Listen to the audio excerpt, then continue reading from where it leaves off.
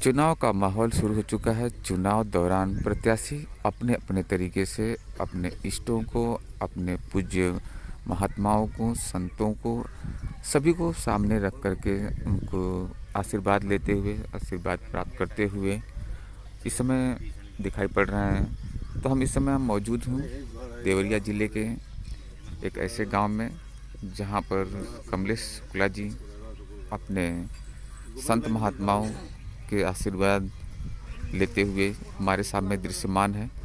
आप देख सकते हैं कि चुनाव का माहौल शुरू हो चुका है और प्रत्याशी धार्मिक रुचि भी रखते हैं और धार्मिक रुचि के हिसाब से, धार्मिक आस्था के हिसाब से लोग अपने जो प्रिय संत महात्मा और जितने भी लोग होते हैं उनसे आशीर्वाद प्राप्त करते हैं।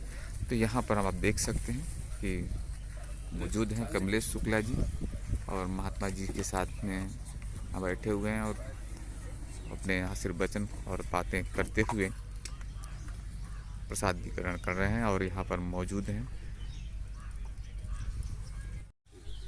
अभी भी उत्तर प्रदेश में मौसम कुछ ज़्यादा बेहतरीन नहीं है।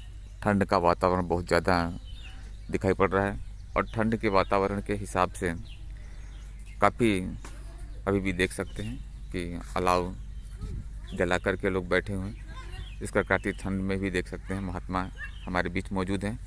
तो चलिए हम जानते हैं उनसे उनके ही मंतव्य।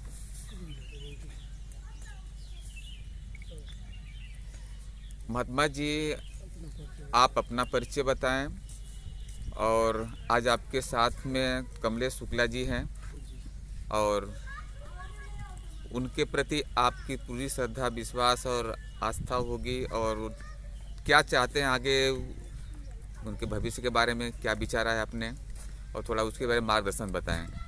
मैं पंडित नारायण सरस्वती, राधे कृष्ण रुद्रावती देवी सेवा संस्थान के महंत और परम पूज्य हमारे महंत जी जो करायल स्कूल ग्राम के हनुमान मंदिर के महंत जी हैं, इनके द्वारा आज शुक्ला जी को हम लोग की सानिध्यता और इस नगर क्षेत्र की हनुमान जी की कृपा इनको प्राप्त हो और एक ब्राह्मण एक राजनीतिक क्रिया में होके और इस देश, इस ब्रज विधानसभा, इस क्षेत्र के विकास के लिए और यहाँ के नागरिकों को जड़ित करके और पुनः प्रदेश तक, जिले तक का इनका निर्माण करें और इस देश का, इस क्षेत्र का विकास करें। इसके लिए इनको यहाँ बैठक में बुलाया गया है और इनका कुछ विचारधारा इस समाज के लिए क्या हित करेंगे, क्या इनका प्राथमिकता है, क्या इनका विचारधारा है, क्या विकास के लिए इनको नियुक्त करेंगे, इसीलिए इनको बुलाया गया है।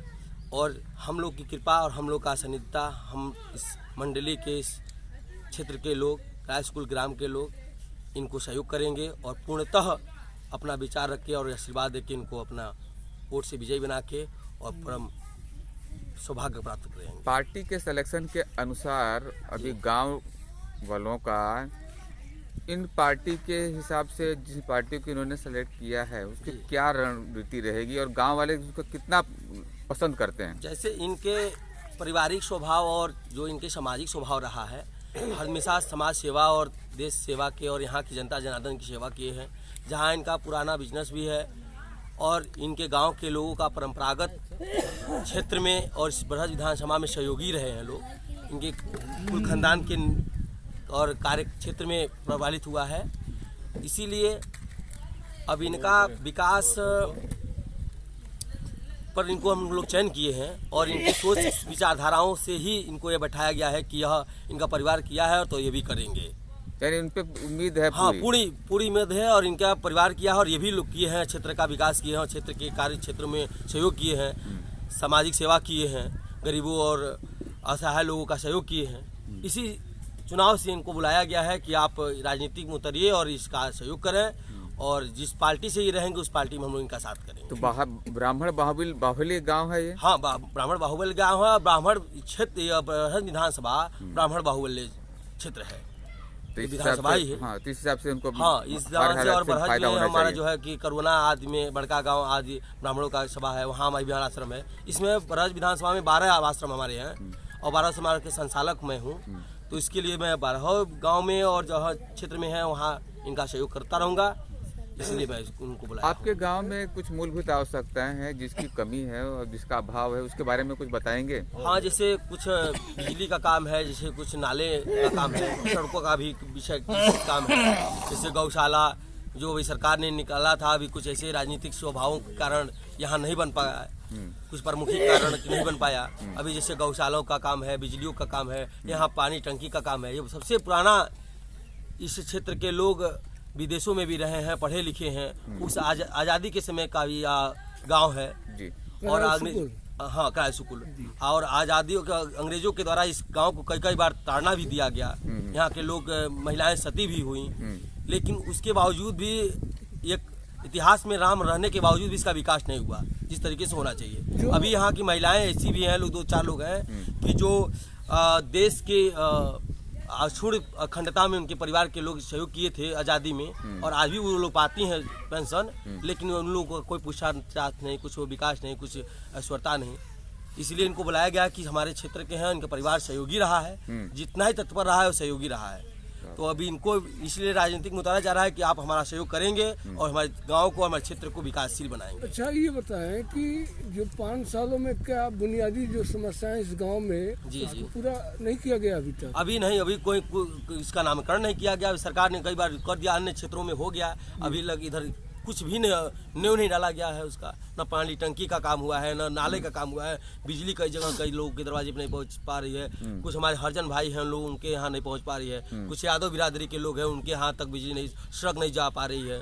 सरकार का क्या भाव है, क्या विचारधारा है, कुछ ब्राह्मणों के प्रति विरोध कृत्य है, ऐसे कुछ स्वाभाविक विचारधाराओं पर, और सिर्फ ये ब्राह्मणों का अखंडता है और हर जाति, हर संप्रदाय, हर धर्म के लोग ब्राह्मणों को बाहुबल्य और आगे अग्रसर करके और हमारे समाज को झुकाना चाहते हैं।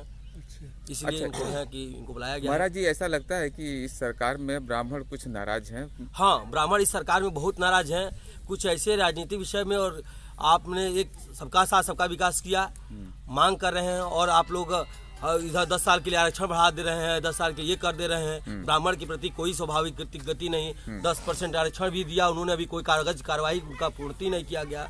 इसके लिए इससे बहुत ही सरकार से नाराजगी है। तो क्या लगता है कि इस बार यूपी के चुनाव में भाजपा को झटका लग सकता है क्या? हाँ, झटका पूरा बहुत बड़ा लगेगा। अभी चुनाव तो होने तो दीजिए। अभी जो उनका सोच है वो पहले के स्वाभाविक लहरों में वो बह रहे हैं, लेकिन अब उसकी लहरों की बात, उनकी जो रिजल्ट आएगी, उनको खुद महसूस हो जाएगा कि हमारा सीमांकन, हमारा पद प्रतिष्ठा क्या है। अभी तो ब्राह्मण खुद ही अपने क्षेत्र में विकास में लगे हुए हैं, और जो उनका सहयोग करेगा, जो जड़ से सहयोग करेगा, हमेशा ब्राह्मण समाज को सुधारने और समाज के इतिहास को बदलने और गतियों को संभालने का काम किया है, परिस्थिति और काल को बनाने का काम किया है, समाज का सेवा का, मानव जाति की सेवा के लिए किया है ब्राह्मण काम।